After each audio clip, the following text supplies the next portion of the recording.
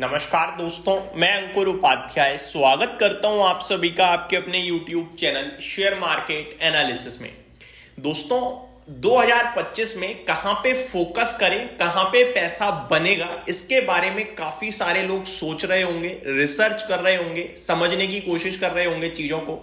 इसी प्रकार मैं भी कोशिश कर रहा हूं लगातार। मेरे को ज्यादा कुछ तो इस बार समझ में नहीं आ रहा है, एक्चुअली में फैक्ट यही है, लेकिन कुछ चीजें दिख रही हैं जो फंडामेंटल वाइज अच्छी दिख रही हैं और फाइनेंशियल टर्म्स पे उनके लिए पॉजिटिव हो रहा है। तो शुरू करता हूं दोनों ही चीजों को आप सभी के साथ डिस्कस करना बिना किसी देरी के। दोस्तों वीडियो को आगे बढ़ाने से पहले आपको बताना चाहूंगा कि ये जो चीजें हैं पॉसिबिलिटीज के ऊपर है, यानी कि मे बी ऐसा हो सकता है, ऐसा नहीं है कि ऐसा ही होगा, खूंटा काट के आप कह दो और आंख बंद करके अनाप शनाप खरीदारी कर लो। नहीं, लिमिटेड रखनी है पोजीशन। डाइवर्सिफिकेशन मस्ट है इस साल। मैं तो हमेशा डाइवर्सिफिकेशन पे बहुत बिलीव करता हूं और मैं अपने व्यूअर्स को भी अपनी वीडियो के माध्यम से हमेशा कहता हूं कि डाइवर्सिफिकेशन तो होनी ही होनी चाहिए।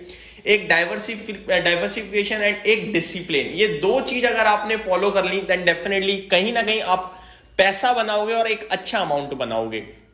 लेकिन डिसिप्लिन के बिना, डाइवर्सिफिकेशन के बिना, देखो डिसिप्लिन नहीं है तो नहीं बनेगा और डाइवर्सिफिकेशन नहीं है तो थोड़ा मुश्किल होगा बनना। ये दो चीजों में फर्क है। अब बढ़ते हैं आगे।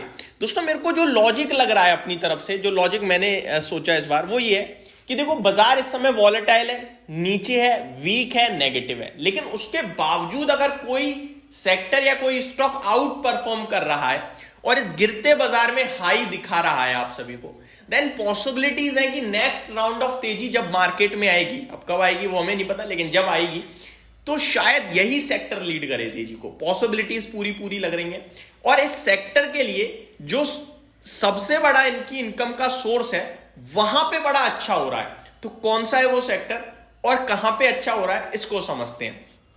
देखो यूएस यानी United states of America, US की बात करी जाए अगर, तो यूएस में अगर आप देखोगे तो इस समय रेट कट तो उनके तो हो ही चुके हैं ऑलरेडी और अभी भी पॉसिबिलिटीज हैं। इनफैक्ट कमेंट्री यही आ रही है फेड की तरफ से कि 2025 में भी लगभग आधा % का रेट कट तो देख ही रहे हैं। हालांकि बाजार पहले 1% का एक्सपेक्टेशन लेके जा रहा था, बट अभी आधे % की उम्मीद रह गई है। बट कोई इशू नहीं है क्योंकि उनकी जीडीपी स्ट्रांग दिखने लगी है और उनका इन्फ्लेशन भी कंट्रोल में ही है, तो रेट कट नहीं भी होगा तो भी ग्रोथ मोमेंटम कंटिन्यू दिख रहा है। तो अब अमेरिका में ग्रोथ मोमेंटम अगर लौट रहा है और अच्छा दिख रहा है तो अमेरिका में जिन कंपनीज का बिजनेस है उन कंपनीज पे हमें फोकस करना चाहिए। अब अमेरिका में कौन सी कंपनीज का बिजनेस है इसको आप सभी बहुत अच्छे से बखूबी जानते हो।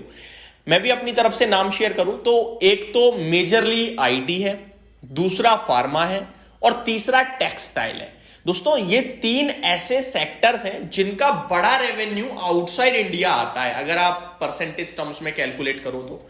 आईटी का तो आप सभी को पता है, आईटी हब है अमेरिका। अब आईटी में बात करी जाए तो एसेंचर ने नंबर्स दमदार पेश करे, दुनिया की सबसे बड़ी आईटी कंपनी है वो। नंबर्स के साथ साथ गाइडेंस इंप्रूव करी है अगले साल के लिए यानी 2025 के लिए, तो ये अपने आप में बड़ा पॉजिटिव लग रहा है मुझे। तो आईटी इस समय गिरते बाजार को लीड कर रहा है। पहली बात आप देख रहे हो कि आईटी अपने लाइफ हाई के आसपास ही है, ज्यादा कुछ वीक नहीं है। हाँ फ्राइडे को नैस्डैक इंडेक्स टूटा है तो पॉसिबिलिटीज है कल की थोड़ा आईटी में वीकनेस रहे, लेकिन हम कल की बात नहीं कर रहे, हम 2025 की बात कर रहे हैं। तो पॉसिबिलिटीज है कुछ कमाल करें।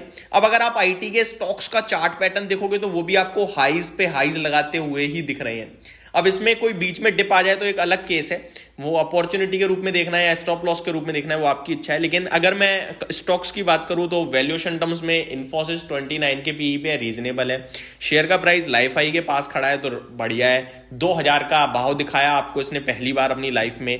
अभी मतलब पहले बहुत बार दिखाया बट बोनस हो जाता है तो वापस नीचे आ जाता है। तो जब बोनस के बाद अगर आपने देखा तो अभी रिसेंटली 2006 का लाइफ हाई है। तो स्टॉक की बात करें तो अराउंड 1916 रुपए के करीब ट्रेड करता हुआ दिखा है इस बार, हमें क्लोजिंग दी है फ्राइडे को। और टेक्निकली तो बहुत ही स्ट्रांग दिख रहा है। अराउंड मेरे को लगता है 1760, ये एक ऐसा लेवल है जो नहीं होगा ब्रेक। अगर मैं 1760 की बात कर रहा हूं तो ये हो गया आपका करीब 150 रुपए का स्टॉप लॉस। डीप हो गया नो डाउट, बट यही बन रहा है। डीप क्या हुआ, 150 रुपए आपके लिए कितना होता है, 7-8% ही तो हुआ, इतना तो बनता है। लेकिन ऊपर में पॉसिबिलिटीज है 2100, 2200, भाव आ सकते हैं। तो ये एक स्टॉक हो गया। विप्रो तो कंटिन्यू आउट परफॉर्म करने ही लगा है, अब बोनस भी दे चुका है भैया, 309 रुपये हो गया है, धीरे धीरे 330 की तरफ जा रहा है एंड पॉसिबिलिटीज है कि आपको 350 क्रॉस करके 400 रुपये के करीब लाइफ हाई लगाता हुआ दिख सकता है।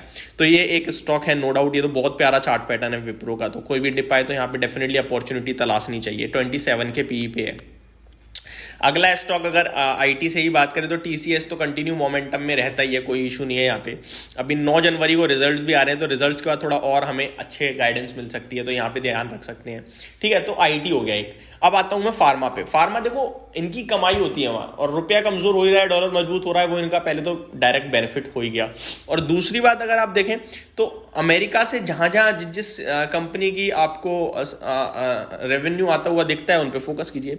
अभी मैं फार्मा पे ज्यादा कुछ पकड़ रखता नहीं हूं, लेकिन मेरे को 2 स्टॉक फार्मा से 2-3 स्टॉक्स अच्छे लगते हैं। आप सभी को अच्छे से पता है, लॉन्ग टर्म जो हमारे संग जुड़े हुए हैं। एक तो सिप्ला है, उसका चार्ट पैटर्न भी अच्छा लगता है मेरे को, और कंसोलिडेशन मोड में चल रहा है। मेरे को लगता है इजीली 1900 रुपए पहुंचने की दम रखता है ये स्टॉक, एंड अभी 1500 रुपए के करीब है। अच्छा, इसको लेकर डिस्क्लेमर भी है, मेरी लॉन्ग टर्म पोर्टफोलियो का हिस्सा है दोस्तों। तो सिप्ला एक स्टॉक लगता है 1500 रुपए पे ट्रेड कर रहा है, 27 के पीई पे, 1,20,000 करोड़ का मार्केट कैप है, तो यहाँ पे आप ध्यान दे सकते हैं। अगला स्टॉक है दोस्तों इसी क्षेत्र में जो मेरे को पसंद है, एबॉट इंडिया पसंद आता है, आपका डीवीज लैब पसंद आता है। तो ये कुछ स्टॉक्स हैं, बट यहाँ पे आप पूरे सेक्टर पे ध्यान दें। टेक्सटाइल की बात करें तो टेक्सटाइल स्पेस आप देख ही रहे हो, कंटिन्यू हाई लगा रहा है, बेशक बाजार कुछ भी कर रहा हो। केपीआर मिल्स देखो, अभी इसने 1190 रुपए का हाई लगाया है, और हाई लगा के हालांकि डिप भी आ गई है, करीब 1015 के लेवल्स पे आ गया है। मैंने 900 रुपीज पे, 870 पे भी थोड़े दिन पहले ही डिस्कस किया था। तो ये स्टॉक आपके लिए कंटिन्यू मोमेंटम में बना ही हुआ है। टेक्सटाइल स्टॉक्स और भी मोमेंटम में, तो ये 3 क्षेत्र है जो अच्छा कर सकते हैं आने वाले साल में। इन पे आप स्टडी कीजिए, यहां से स्टॉक्स पिकिंग कीजिए और निवेश के मौके तलाशिएगा। ट्रेड में अभी तो बिल्कुल पैसा लूज हो रहा है, आपको दिख भी रहा है, फिर भी अगर ट्रेड कर रहे हो तो आप अपने पैसे से ही प्यार नहीं करते, आप अपने एंजॉय से प्यार करते हो, और आप मार्केट में एंजॉय कर रहे हो, एंड दैट्स इट। तो ये मेरी तरफ से एक अपडेट थी, उम्मीद करता हूं जानकारी पसंद आई होगी। Thank you so much for watching this video. Have a great day guys.